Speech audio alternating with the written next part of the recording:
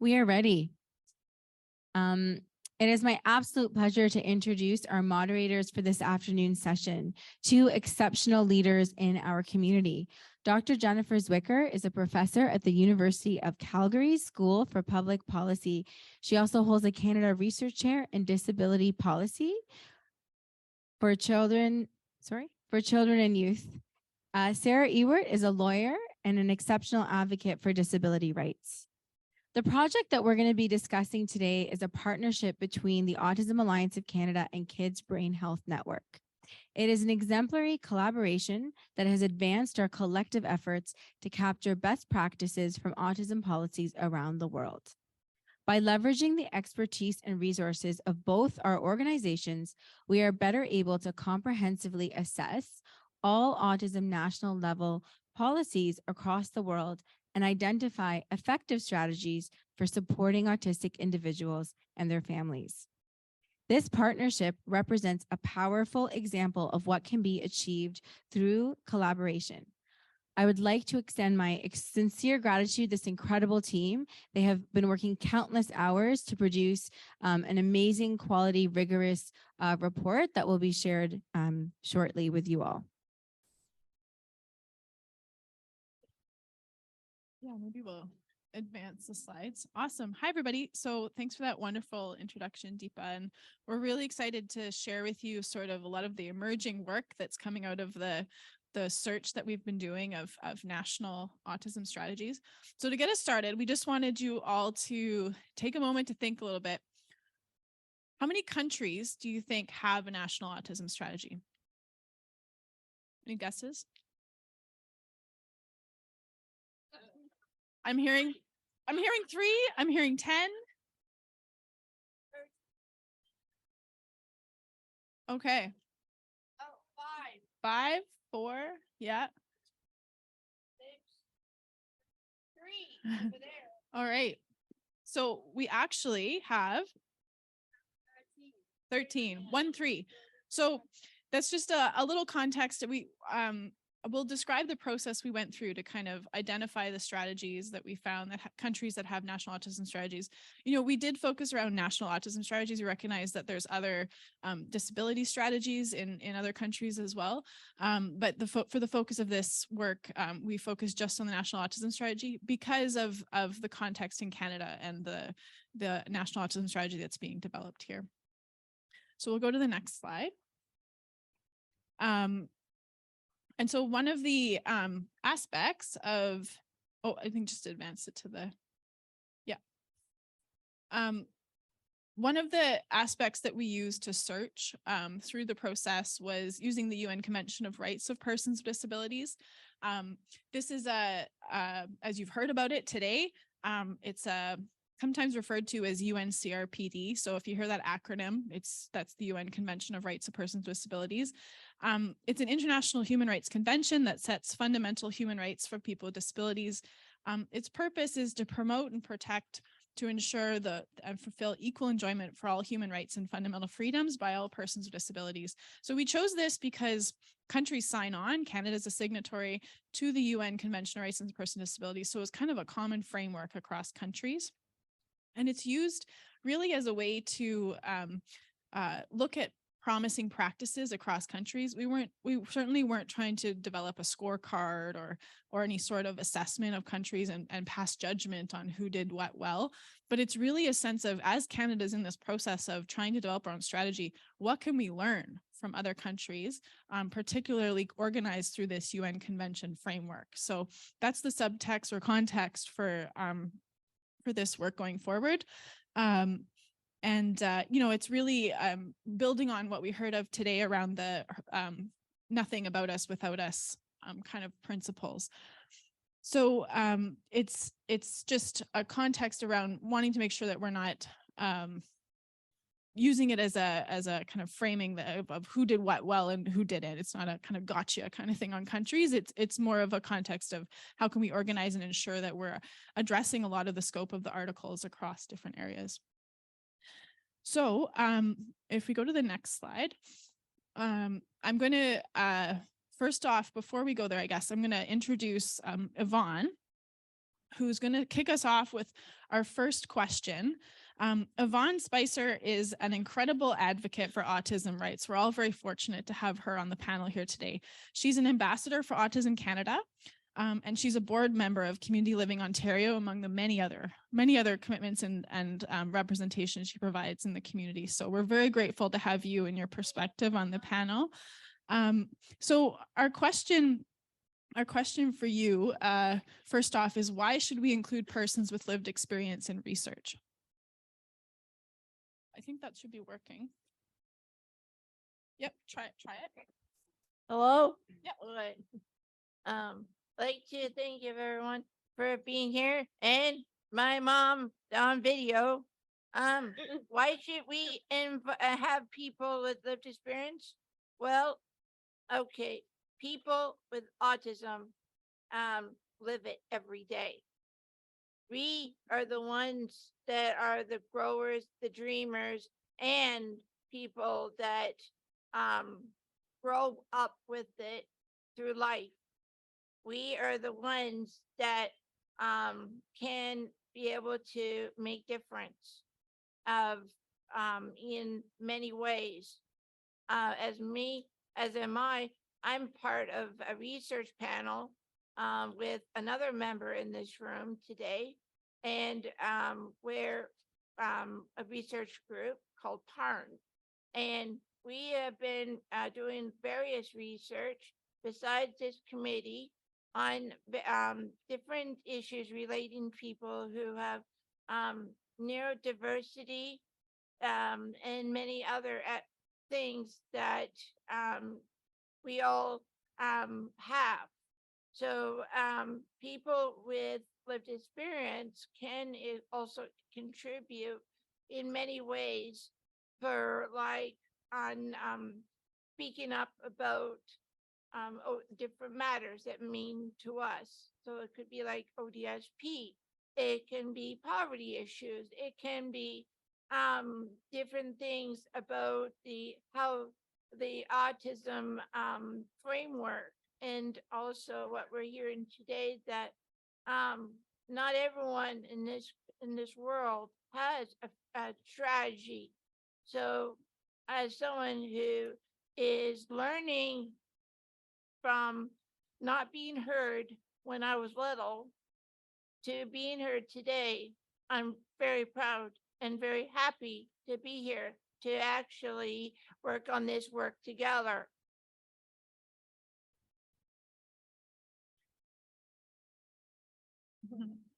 There you go. Thanks so much, Yvonne. So now what we're going to do is I'm going to pass off to Sarah to walk us through the process, and then I'll introduce our fellows who will share their findings. So, do you want to stand up here? Sure.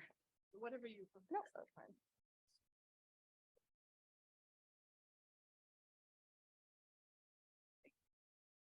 Thanks, Jennifer. As mentioned, my name is Sarah Ewart. I've been volunteering with the Autism Alliance, and I'm an autistic employment, labor, and human rights lawyer in British Columbia. Before we turn it over to the panel to talk about their findings, I'm just going to go over the process that they used briefly to identify the countries with national autism policies and the approach they used to analyze the policies. So the first step was to simply identify the countries that have committed to the UN CRPD. Next, using Google, the team did a search whether the countries that committed to the UN CRPD, which ones had created autism strategies and whether those strategies were available to them. The focus was on strategies in English, or available in English. Jennifer talked a bit about what they included in their search. So what was it excluded? First was clinical care guidelines. That means recommendations on how to diagnose or treat autism. Next, they also excluded documents that were specific for specific regions within countries. Also, they only use the most current versions of policies, so out-of-date ones were excluded. And finally, documents published by non-government groups like not-for-profit groups or research groups were excluded as well. Step 4, was to read through the documents and describe the content in each of them. They created an extremely detailed form that accounted for almost everything imaginable in the documents. And if you love organized information as much as I do, it was truly beautiful to see. So this is just some of examples of things that they included in that form, like the country it was from and what kind of a document it was.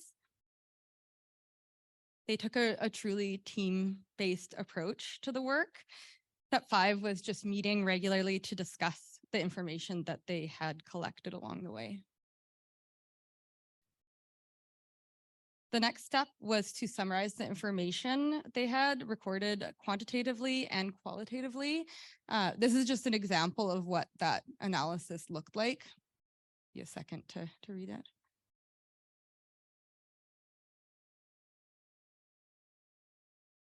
And then the next step was repeated throughout the process. That was to get feedback from persons with lived experience, including me, along the way.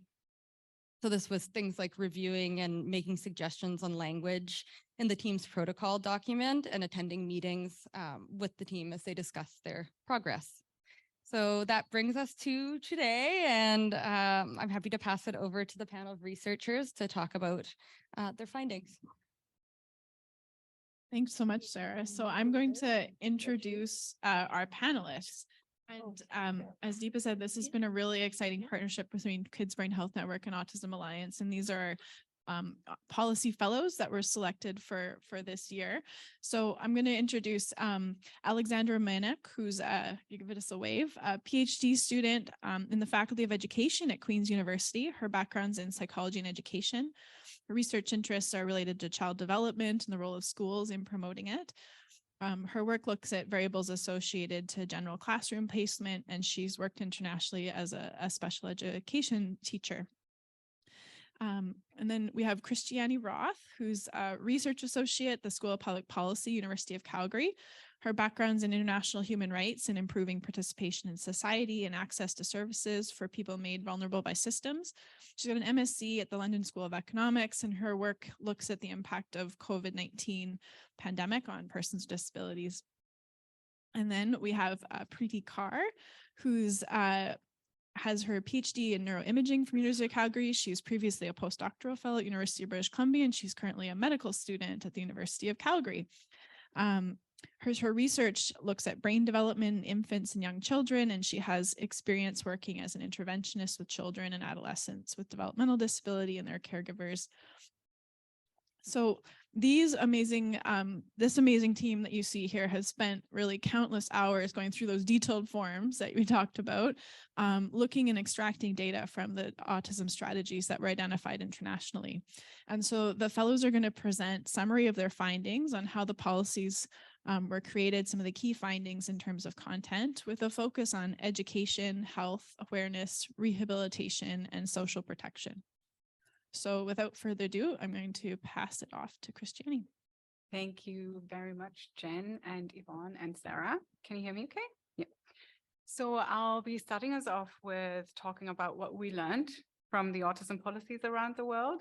We already saw that in total, we analyzed 13 countries that matched our inclusion criteria. And just to repeat that, many countries had relevant initiatives or efforts, but our inclusion criteria was aligned with what would best serve the comparison to Canada.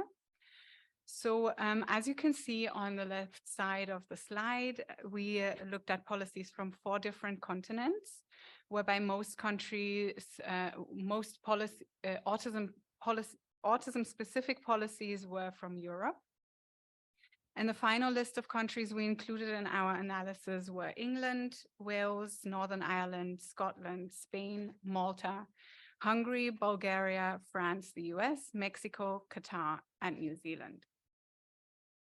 We found that countries have many different ways in which autism is put on the policy agenda. We saw debates about the framing of autism, like, for example, the discussion around neurodisability versus neurodivergence. We also noted different approaches to policy making, with some jurisdictions having a very targeted autism-specific policy approach, and others having broader policy-making approaches in which autism is addressed in all-encompassing disability legislation or fundamental rights legislation or policies. On the left graph, you can see that countries used different instruments, such as legislation or framework legislation, and strategies, such as the case in Canada. And then there were also plans, implementation plans, or different modes or combinations of those in which countries addressed autism policies. On the right graph, the orange one, you can see that many autism policies have already had several iterations. So meaning that autism had been on the policy agenda for quite a long time in those countries, and reviews of evaluations already took place, which showed great lessons learned that Canada can be valuable for Canada. On this slide, on this next slide, we looked at who was included in the policymaking process. And most countries, if not all, involved people with lived experience and families and caregivers when developing their policies. Other stakeholders included in the process were service and healthcare providers, researchers, and in fewer cases, also advocacy organizations. When we looked at who was responsible for autism policies around the world, we found lessons learned that indicated the need for greater focus on ensuring coordination and collaboration across departments, which was taken, this quote was taken from the evaluation of the autism policy in Northern Ireland. And we've also heard this today from the international experts, how important the cross-sectoral collaboration is. Our findings show that 10 out of the 13 policies had a cross-sectoral approach, with the ministries of health or social services mostly having the primary responsibility. And in fewer cases, ownership was placed with the ministries of education, local government, inclusion, equity, disability, or mental health. Many countries noticed that it required established structures to coordinate the cross-sectoral policy implementation, with some countries having established even a specific office or coordinator role, such as in the US, who we're lucky to have with us today as well. On the slide, you can see some practices and some best practices in relation to implementation and oversight. So for example, England has a cross-sectoral executive group or task and finish groups. The US has the Interagency Autism Coordinating Committee. And then the different structures we saw varied in terms of their makeup and their mandate, with some having more of an advisory role and others having more of a decision-making mandate. So this is also something important to consider for Canada. When it comes to determining the impact of autism policies, we found lessons learned that said it was hard to assess impact because of a lack of clear outcome measures, which was a quote from the Wales strategy. So from a policymaking perspective, it's really important to have measurable metrics included to assess impact, ensure accountability, and effectively evaluate autism-related efforts to make improvements and review respective policies. France can be highlighted as one of the good examples that exist for including specific measures that align with specific objectives and have specific timelines and indicators of achievement in their autism strategy. And then I'll hand it over to Preeti to talk more about the priority areas in the autism strategies. Thank you, Christiane. So we're going to continue talking about some of the findings from all of our work, and specifically related to the topics that were included in the policies that we went through. So on the slide right now, you can actually see in all the bubbles many of the themes that were highlighted according to the UNCRPD framework that we used. So in the next slide, actually, if we go to the next one, we're going to see how, like on the left on the table, you can see all the UNCRPD themes listed there. So on this one, we have awareness raising, independence and inclusion, women and children with disabilities, accessibility, participation in public and political life, and then culture and recreation, and then access to justice. And lastly, we have civil rights and freedoms. At the bottom, you can see we have the number of countries that discussed each of these themes. So for example, we can see that in the slide, awareness raising was discussed almost by every single country that we looked at, so all 13 of them, whereas participation in public and political life was actually discussed quite a bit more rarely. So that was something we wanted to note on a broader level. So if we go to the next slide after this, again, we continue to list some of those themes over here. So we have on this slide, we have mobility, education, health, habilitation and rehabilitation, employment, social protection, risk and emergencies, and then lastly, statistics, research, and data. Similarly, we have countries at the bottom, and we can see that health was discussed by all of the 13 policies we looked at, education nearly by all of them, whereas things like risk and emergencies were actually discussed by way fewer policies. So the next slide we thought we would dive a little bit deeper into some of those topics and themes that were discussed quite widely. So starting with awareness raising here, a lot of the strategies really highlighted a need for national public awareness campaigns, specifically ones that would be free and very accessible. So having material that's available online and to as many folks as possible. And part of this was, letting people know what autism is, what are some of the complexities around it, what are some developmental milestones so we can all participate in screening and things like that. Another example was creating a lot more training programs. So for any individuals interacting with autistic individuals, basically. So anyone in the community, from teachers, medical specialists, lawyers, as discussed earlier today, like firefighters, police officers, things like that. So really promoting public awareness and acceptance. We have a quote in the corner, actually, from Mexico's policy that highlights wanting to prevent stigma and discrimination as well, which again was a very common theme across strategies. On the other hand, very few countries actually mention topics like representation in media and recognition of capabilities and contributions of autistic individuals. This is undoubtedly important, and it's something that the Canadian strategy can now consider as we move forward.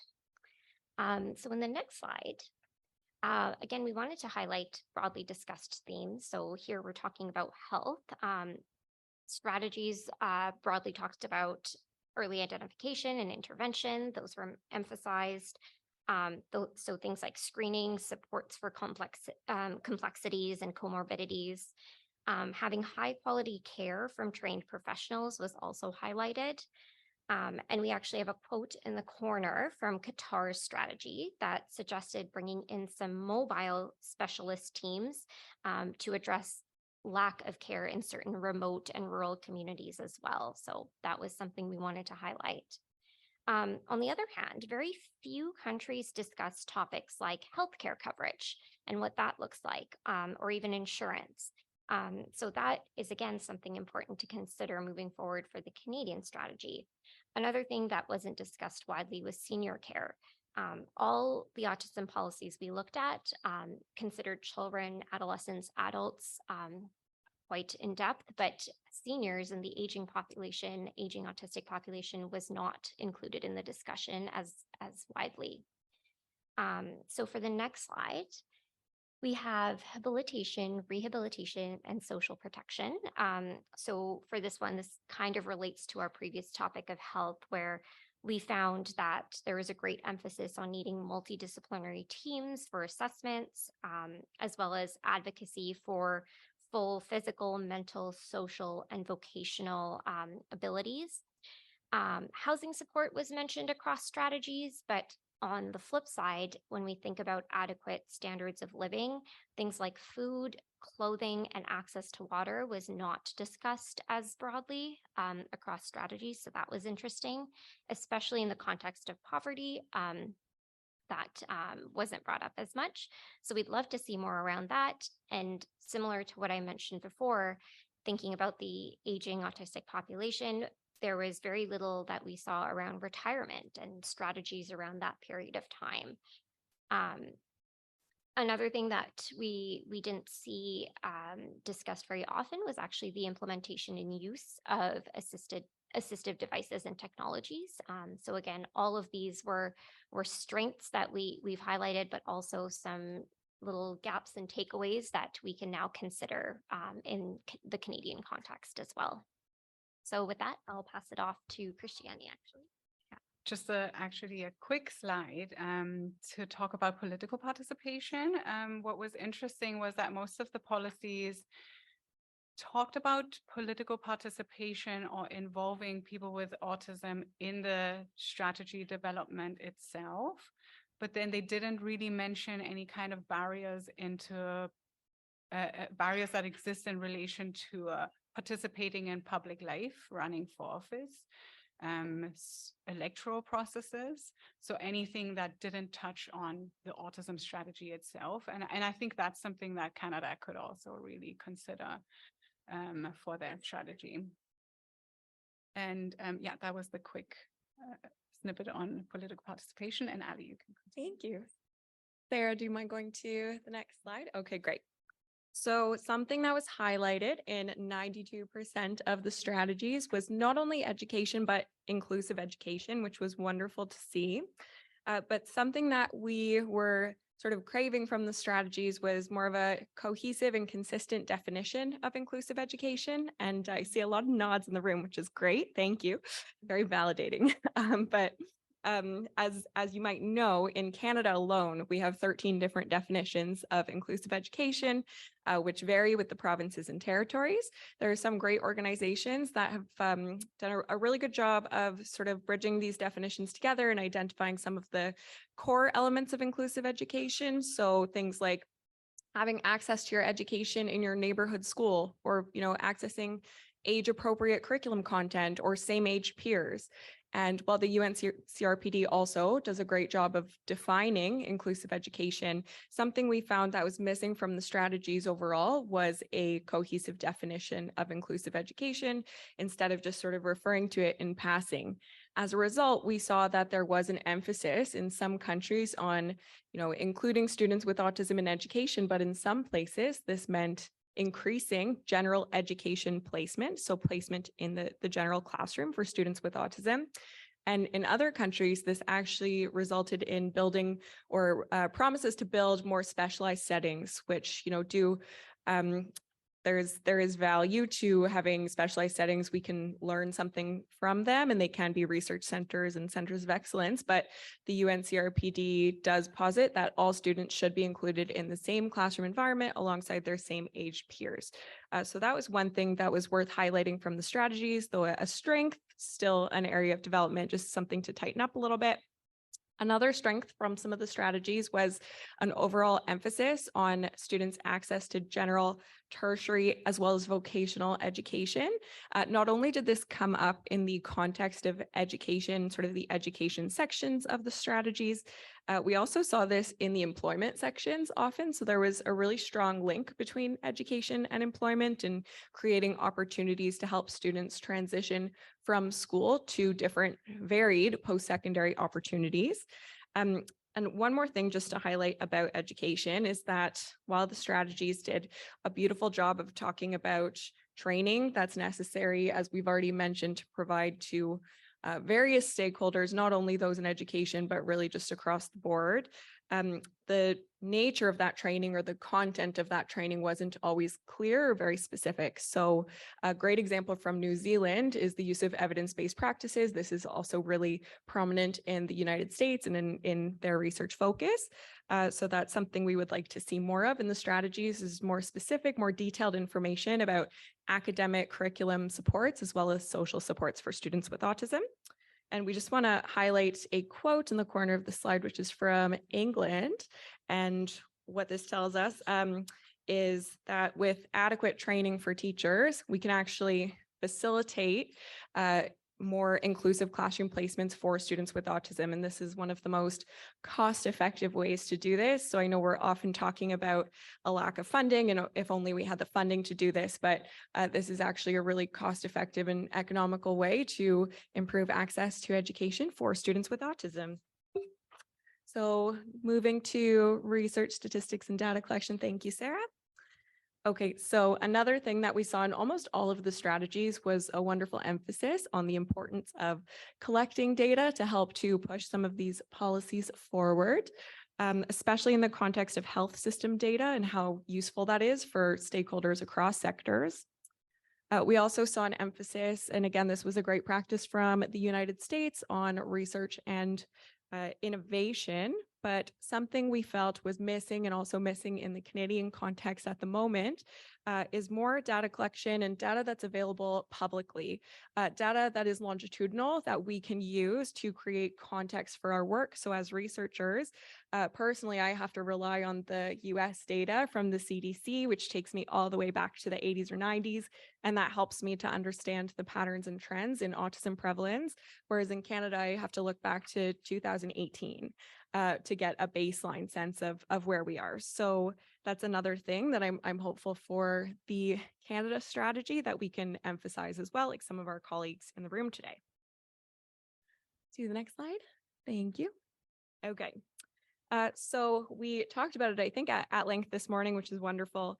We also wanted to highlight intersectionality in the strategies.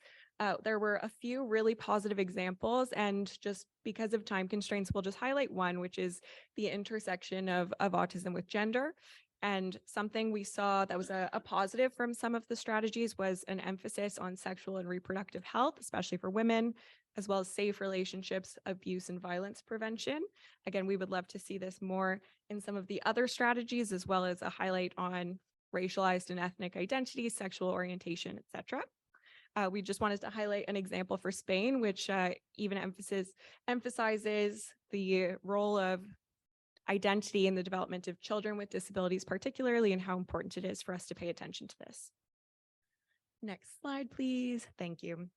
Okay, well, we would be remiss if we didn't speak about some of the limitations of our review. And I want to thank our colleagues from the US, again, who just helped us in sort of shaping our understanding of such a really large topic. It is hard to draw conclusions that are international in nature, but we're going to do our best and, respectfully acknowledge some differences that exist between our context and others. And a lot of this has to do with language, especially the language in which we conducted our search. So we had discussions along the way, for example, about, person first and identity first language. And is this the same in every context as it is in ours?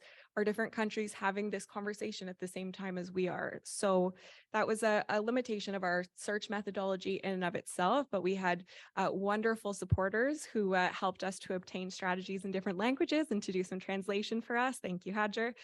We had contact with embassies who were very useful in pointing us in the right directions. We made every effort to get as much information as we could, but we recognize there are still initiatives that we would not have found. We also want to point out that a lot of countries have general disability laws that would cover topics that weren't necessarily included in our search. And again, a great example is the US. I know offhand the Individuals with Disabilities in Education Act is an amazing example of legislation that exists on inclusive education and classroom placement. It would be redundant, or it would create additional labor to include that in a national autism strategy. But a decision we were able to make as a research team is to sort of descriptively note some of these laws that exist in our analysis, so we can recognize that we don't know what we don't know yet.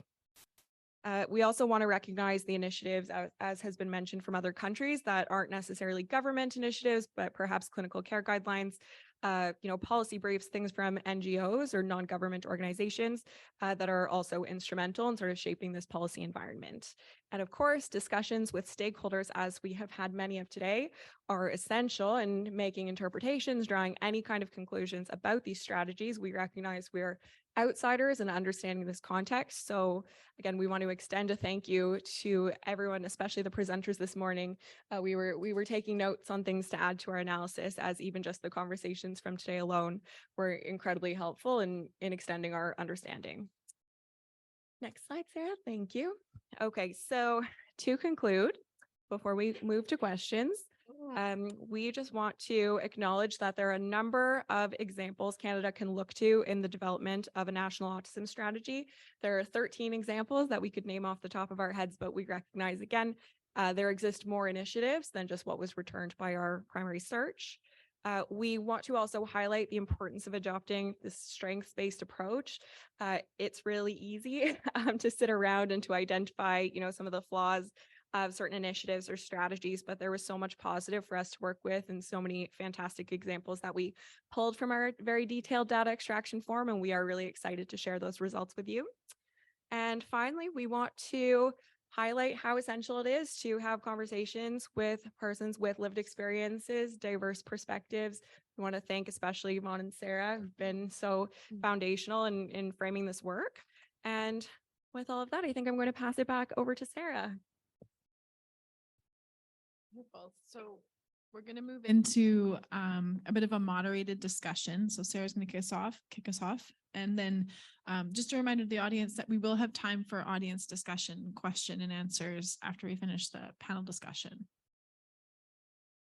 Thank you. So back to education, I have a question for Ali. Broadly speaking, in what ways are UNCRPD countries progressing toward their goal of achieving full inclusion in education for autistic children?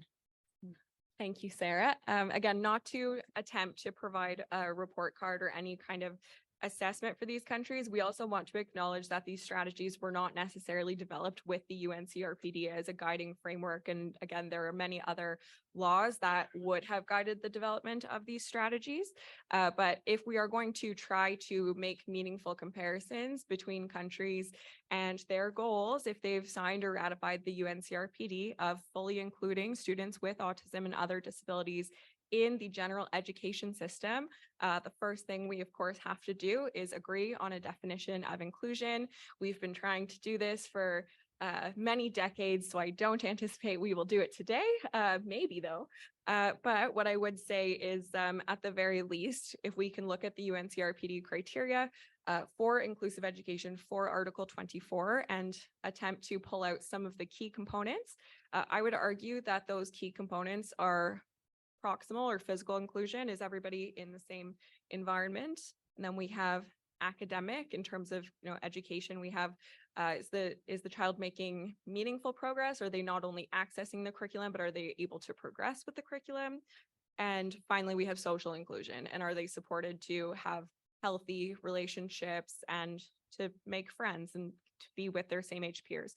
So if we're thinking about inclusion in those sort of very broad terms, then I think that gives us a bit of a lens through which we can view the strategies. But in terms of if we had to put a number on it, well, yes, 92% of countries are, progressing. They're discussing inclusion. It's at the table when we're talking about including students with autism, but we need more detail when it comes to the types of social and academic supports, as well as physical supports and physical inclusion when we're thinking about children with autism accessing their education in schools. It's fantastic. Thank you, Ellie. My question is for Christiane. Based on your review, what is important for Canadian autism policy to be successful and impactful from a policy development perspective? Yeah, thank you. The first point would be what would almost be redundant because we're doing it right now, but to learn from other countries, really for Canada to recognize that there are many countries in this world who have had autism strategies, who have tried different ways, who have evaluated and reviewed. And there are many best practices and lessons learned that can be drawn from. So we know the Autism Alliance has already been doing this, and we hope that in the development of the strategy, those best practices will be considered. Another point is, of course, we've talked about it many times, the inclusion of people with lived experience, and then also the topic of intersectionalities, to really make sure that we include people and communities, our diverse communities in society. And that's something really where I think Canada, when looking at the international context, can be amongst the leaders. And we've seen such good examples from the US of how underrepresented and underserved groups can be included and issues can be addressed. We heard of the example of discussing race and autism. These are topics that Canada really can do and can set an example for other countries in the world and other European countries that have autism policies, but may not have in detail as much addressed intersectionalities and in some of theirs. Then another point that I think is really important, which Senator Bernard mentioned this morning, is accountability and governance structures. So to really make sure that there is a good governance and oversight structure in place. I've mentioned it earlier and just saying it again, especially in Canada with the complex environment with having provincial, territorial and federal responsibilities and powers. That needs to be a well thought out process and oversight structure needs to be in place. And then something that we haven't talked about much, but it's just really crucial for any policy really, is to have sufficient funding and consistent funding. It's definitely also something that we've learned from other policies where, and it was something we heard also from our representative from Europe this morning, sometimes there'll be an initial funding allocation and then that isn't consistent, and that can be really difficult to really achieve what is planned. And another point is then in relation to accountability, to have really metrics and clear objectives. And in relation to that, we need data, we need outcome data to make sure we can see how impactful our efforts have been. So it's really crucial that the Canadian strategy includes those specific measurable metrics in their strategy. And that would then help with holding and making decision makers accountable really for what they're planning and promising. Yeah. Thanks. My next question is for Preeti. What are some unique themes you learned about that are relevant for the drafting of the Canadian autism strategy? Yeah, thank you for the question, Sarah. I mean, this is really just an opportunity to summarize some of the things we've already mentioned, like what Ali, what everyone on the panel really has mentioned. But there are so many strengths of the strategies that we looked at, all those 13 documents that we went through, taking from those strengths of what was discussed broadly. So things like the health, the education, the awareness raising, how can we take those themes and now think about them in a Canadian context? So for example, what are we doing to have accessibility to diagnosis and treatment and supports and things like that in our own rural and remote and northern communities? Things like what are our specific strategies around maybe training peers around bullying prevention and things like that. So to build upon these within our own context is really important, while incorporating things like stakeholder involvement and everything else we've spoken about here. I think it's also important to learn from some of the gaps. So some of the unique things that did pop up that we maybe didn't expect was just how little intersectionality was discussed, or even how little public participation or participation in public and political life was discussed. So what are our strategies in Canada around helping autistic individuals, making sure they can vote and things like that? So I think those strengths and then those little things that we'd love to see more of are what we should keep in the back of our minds as we move forward with the Canadian strategy. Thank you, Preeti. This question is for Yvonne. What do you think other countries can learn from this information? I think that people can learn that what we're doing here today is we're making change. we're going to start the work, get the work, and also make it a reality. We're all working here today. We're all gonna make things come true for all people who are on the spectrum, either if it's an organization, it's a person who lived experience. We're all gonna be here. We're here to help each other to make this a reality. As I find that since some countries are not, we heard that some countries are not doing or don't have a strategy, maybe we can work with them to implement one, because you never know, anyone could have an undiagnosed undiagnosed autism in them that they are not aware of. It could be something they're doing. It could be something that maybe they're not doing. You never know. What I think that they can learn from this is that what we have found from our research, what we found from talking to stakeholders, people like yourselves in this room today, what we can do is that not everyone is the same. Everyone can be different. So we can learn from each other. We can find out what they're doing that maybe we don't know, because you never know. It could be like Australia. I spoke to them recently, and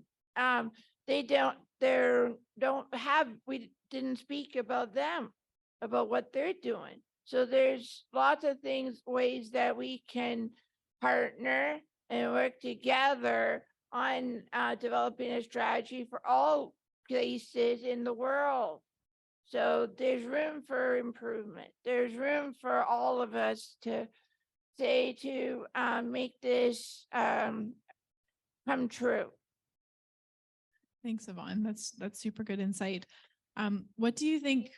The other question I had for you, Yvonne, was what do you think it's important for policymakers to know about including people with lived experience in the process? Well, I think when it comes to policymakers and with lived experience, we live it every day. Organizations, you go to school for it to learn how to work with us.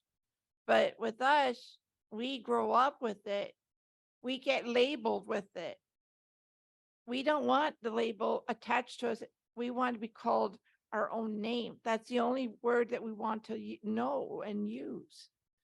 I know when I went and to get diagnosed, re-diagnosed at age 35, from having so many labels on me when I was like 10 to only just a couple, like maybe like from 15 down to 8.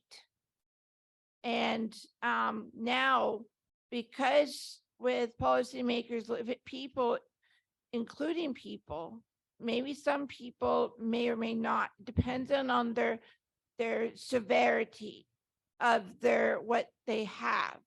So some people maybe have a high needs rate. Some may have moderate or low, depending on how they are.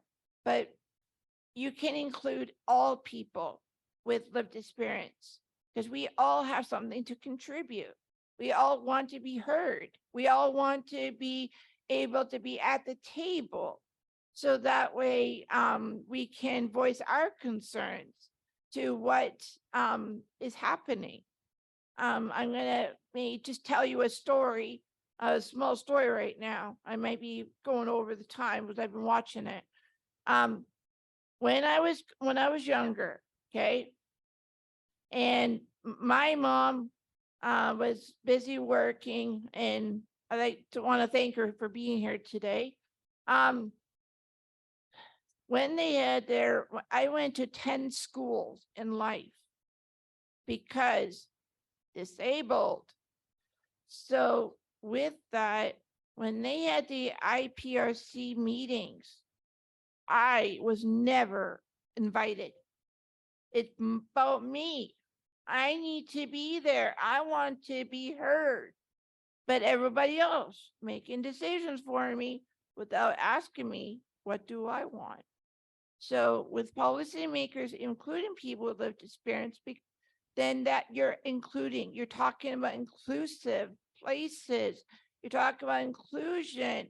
So that if we do, as long as we continue to promote what we say, then at least then people are being heard. Not just because someone may or may not have a behavior doesn't mean that there's something wrong with them. It may be something that how they how they see the world, how they want to communicate their needs, their hopes, their dreams.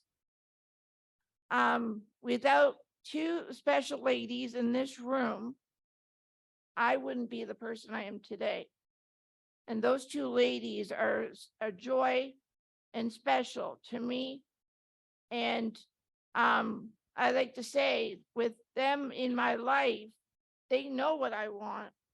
They know, they hear me and what, but sometimes I may or may not need support. But if I do, I know in my support circle, I know who I can talk to because they'll be able to understand me. But when I was part of an organization years ago, they don't listen. It's all about the money.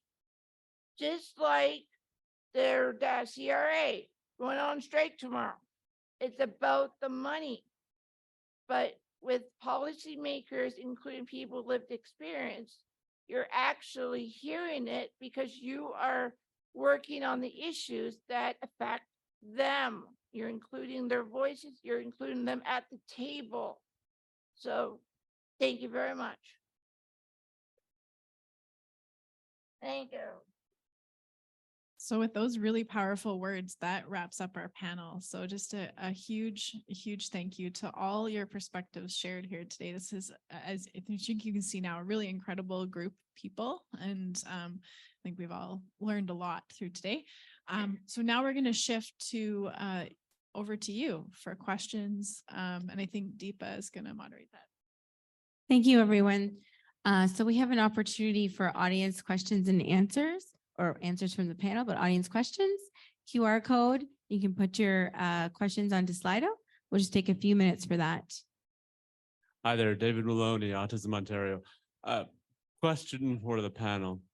With regards to lived experience, I'd like to find out, will there be in the development of the National Autism Strategy open consultation with other self-advocates and other autistics throughout the country, and whether said meetings or conversations will take place virtually or will be in person with the COVID pandemic somewhat behind us in some ways?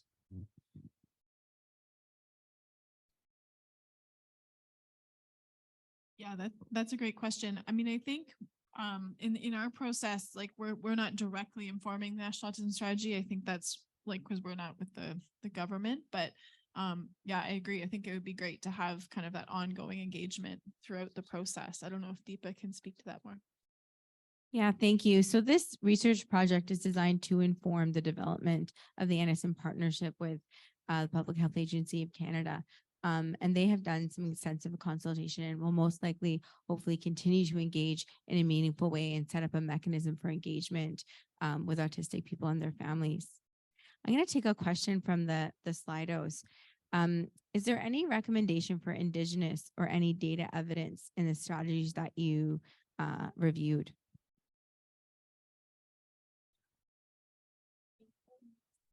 I can go ahead. I can speak to that. So in our analysis, that was not something that we identified when we were going through, noting that, you know, we were looking at different countries with different populations. I know, for example, one of the speakers this morning spoke about Norway and the Sami people, you know, but of course we weren't looking at Norway because their strategy is not active. So I would have imagined that might have been something we encountered had we looked at specific strategies. I should also add the caveat that because we were using the UN CRPD as a framework, that didn't necessarily guide our approach to analysis, but that is absolutely something that would have to be involved in Canada's approach. And I would also add that in looking at intersectionality, that's something that would be a consideration as well. Did anyone want to add to that? Yep, there's someone else over there. Nope, I think that covers it. Thanks a lot. Mike Kennedy, Autism Ontario. What was the big surprise? Were there any big surprises that you found in the data? Anything that you found in the research that you weren't expecting? Yes. How long do we have? So we had a couple of surprises. I'll just go with one because I think we're all itching to say a few. Of which I'm sure gender will be one that you will cover, but I've mentioned it, but the political participation part was quite surprising to me.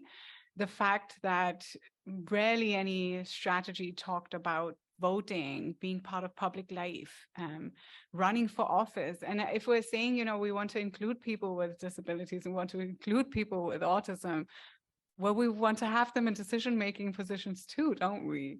So why is this sort of not coming out? That was something that was quite surprising to me. And that's only one point, and other ones will be mentioned.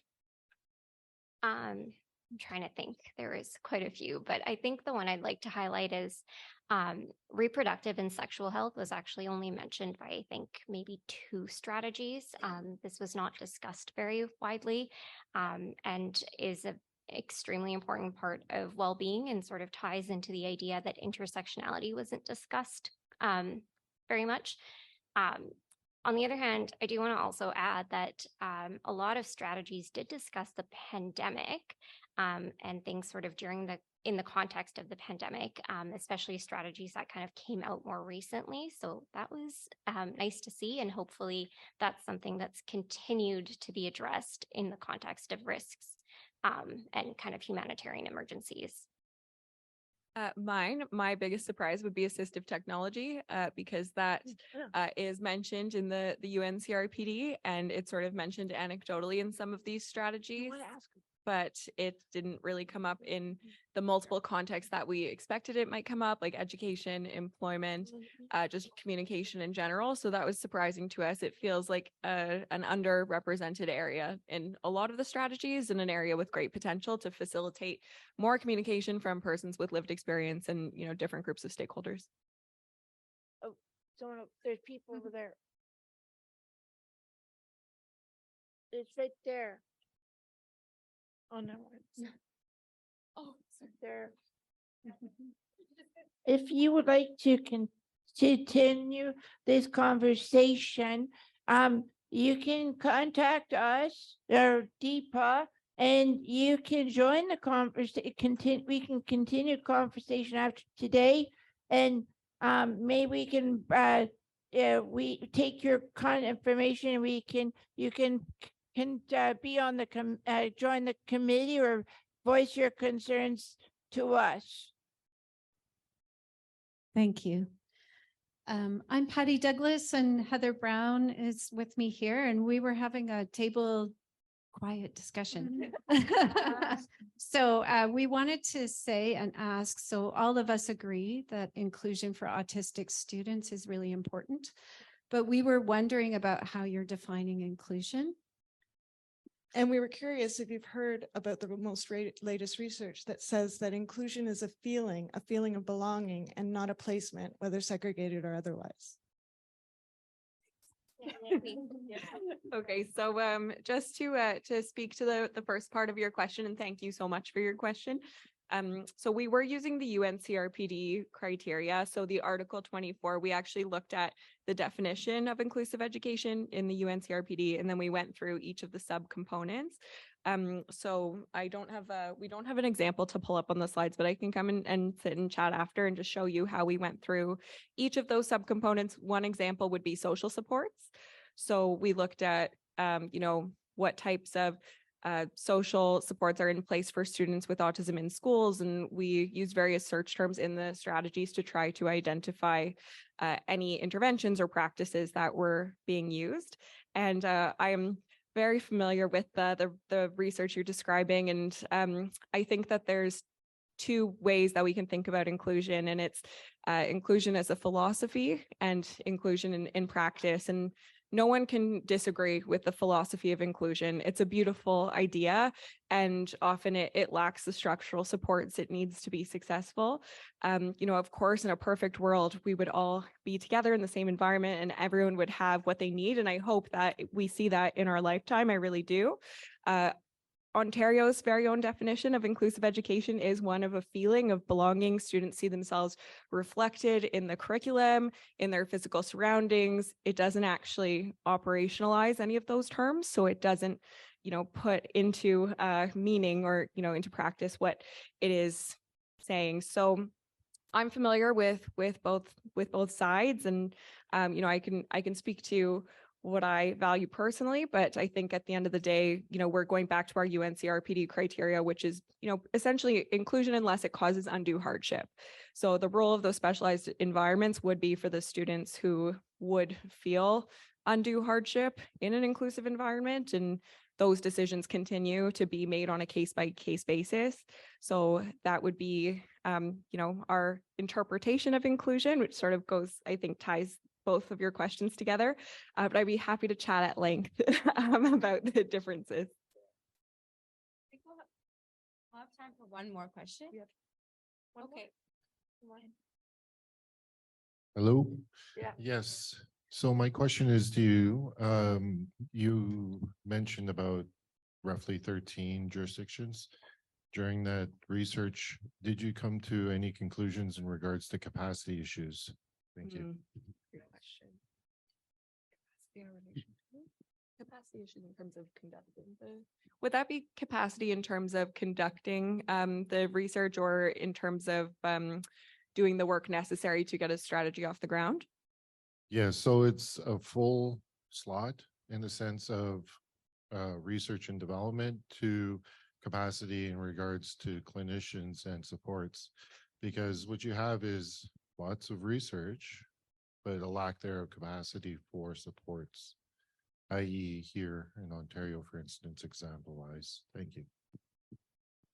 Yeah, I can start off just, I would say we did that in terms of the individual articles that we looked at. So I know it probably all sounds a little bit abstract the way we talk about it, but basically we had a very detailed form that broke down the UNCRPD articles. So for education, for example, we would look at, academic supports. Are there educational assistants discussed in this strategy? So we looked at whether these things were sort of part of the conversation. I think capacity is sort of the next step for each article in understanding the policy landscape of each of these contexts, the environment, and why these things may or may not have been discussed. I think that would be a really interesting point of analysis for us in our discussion of the findings. I think that would be more of an interpretation, but I'll let you guys.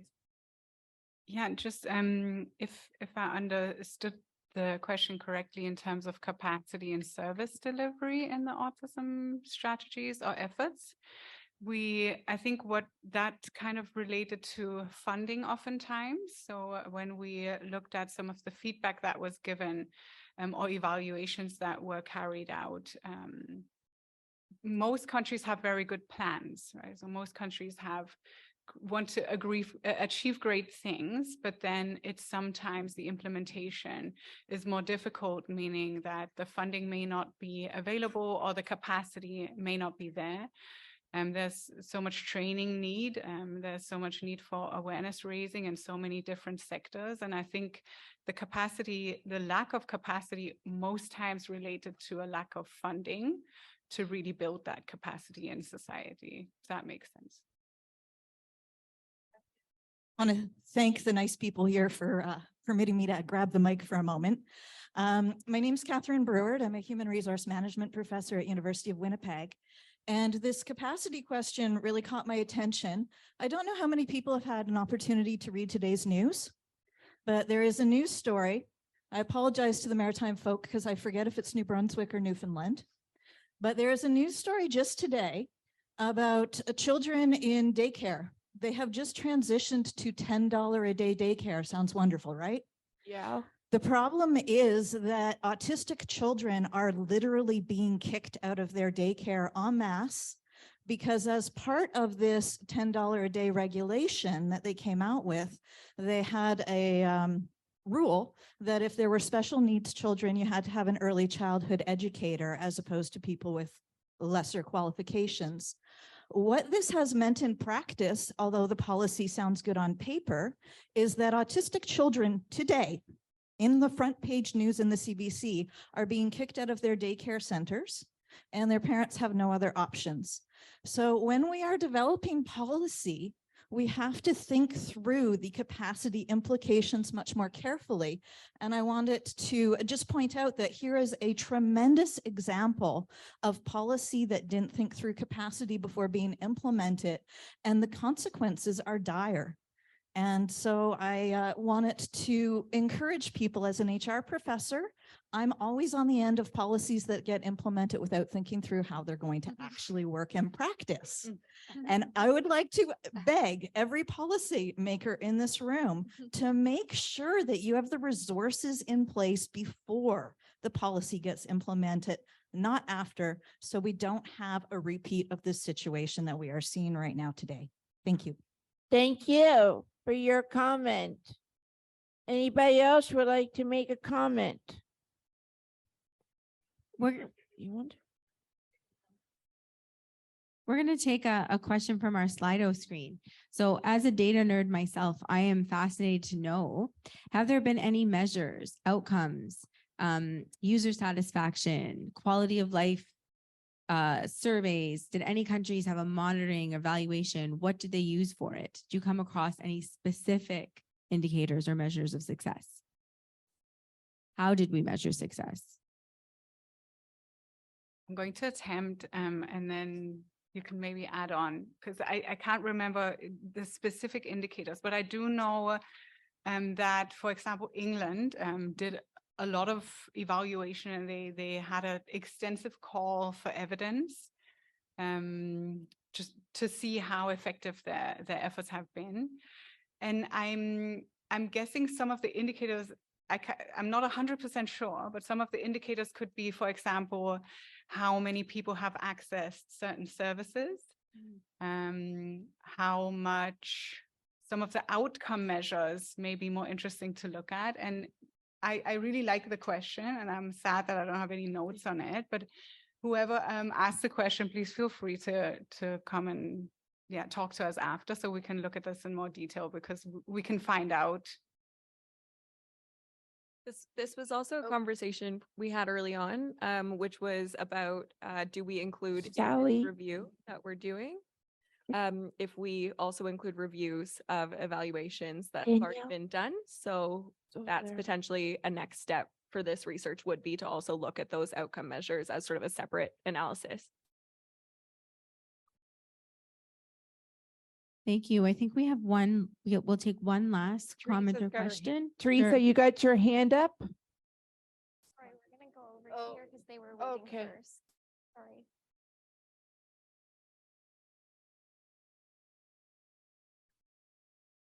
Yeah, so we've been talking about policymakers and a lot, I think, for the last day or so.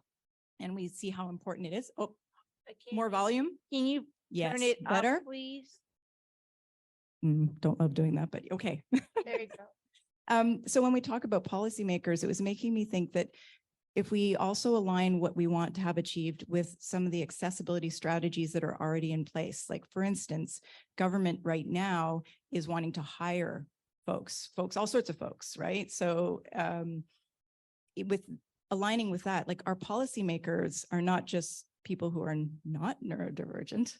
There absolutely already are neurodivergent folks who are policymakers, but let's make sure we're even drawing in more. So that's more about aligning with the accessibility practices that are already in play around employment and recruitment and all of those pieces, so that we don't kind of create a situation where we're saying there's a they of policymakers and they should include some us over here.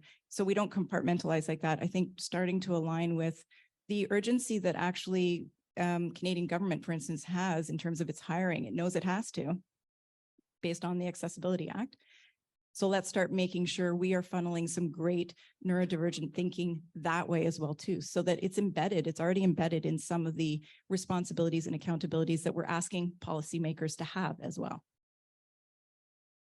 Thank you so much. That's excellent. Okay, we'll take one last Yeah, question. one Comment over here. here. Yes, absolutely.